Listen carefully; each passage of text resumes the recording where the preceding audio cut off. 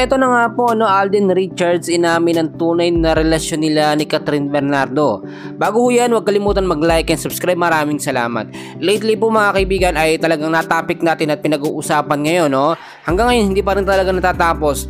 Eto nga pong issue kay Alden Richards at kay Kathryn Bernardo na sila nga daw po ay may relasyon na itinatago dahil nga po yan ay nabuo doon sa kanilang pinagtatambalan, no, or sa kanilang pagiging isang magka-love team itong mga nakaraang movie nila o palabas.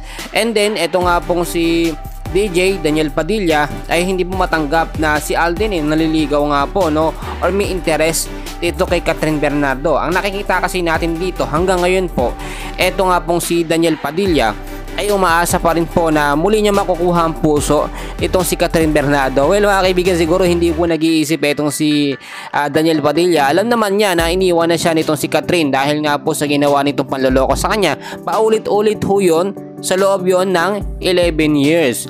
Eto naman pong si Alden, nakita nyo very talaga mabait na tao, bata ito, no, mabait talaga at talagang stick to one lamang ito pag may nagustuhan. Pero ang nakikita kasi dito ng mga netizens, imposible daw na magkagusto itong si Alden dito kay Kathryn Bernardo dahil iba daw ang gusto or natitipuan nitong si Alden Richards. Ngayon kasi, no, dahil magka-love team sila, cut din na yung tawagan. Hindi na po Katniel mga kaibigan, wala na ho yun at never na talagang babalik etong si Kathryn dito kay Daniel Padilla. Eto naman sa side ni Alden, no, sinabi ho niya na talagang special sa kanya.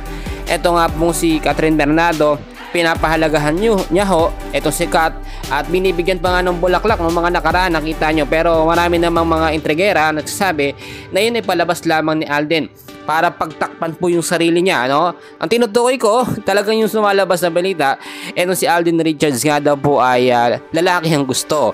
In short, bakla po at tinatakpan lamang niya yun ng pagpapalapit niya o pagiging magkalab din nila nitong si Kathryn Bernardo. So yun yung isang reason na nakita natin, na nakita ni Daniel Padilla, kaya nagkakaroon pa siya ng chance dito kay Kathryn Bernardo. Kahit ayaw na ni Kat, alam po ni Daniel na si Kathryn Bernardo ay malambot ang puso at mabilis pong masuyo. Kaya nga itong si Daniel Padilla mga kaibigan, gumagawa siya ng paraan para mapalapit dito kay Kathryn, no, sa mga shows. Nakita niyo na kahit umiiwas na nga po si Kathryn Bernardo ay patuloy pa rin nanunuyo etong si Daniel Padilla. Magkagayon man mga kaibigan, tuloy-tuloy pa rin nating suportahan eto nga pong si Kathryn Bernardo at Daniel Padilla kung saan man yung mga lugar na kanilang tatahakin, at especially yung present ngayon, Kat din, si Alden Richards at si Kathryn Bernardo. Maraming salamat po.